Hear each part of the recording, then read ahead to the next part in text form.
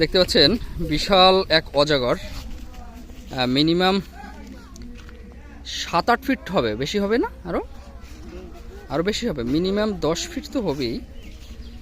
বিশাল এই অজগরটি উদ্ধার হয়েছে আজকে পিলে রাস্তার ওই মাথা থেকে, চর থেকে। 7টি হাঁস খেয়েছে এই সাপটি, 7টি হাঁস খেয়েছে এবং তারপরে এসে ধরা পড়েছে।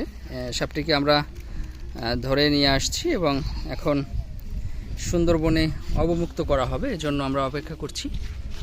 এবং দেখি একটু নিচে নিচে বসো তো, সাপটা নিয়ে একটু আমাদের সাহসী নাহিদ হাসান তিনি সাপটিকে ধরে আছে।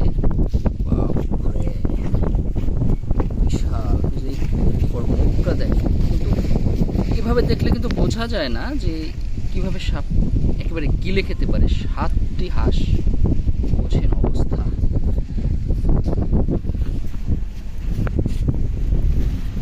যাই হোক, আমরা এটা নিয়ে এখন সুন্দরবনে যাব এবং অবমুক্ত করে দেব।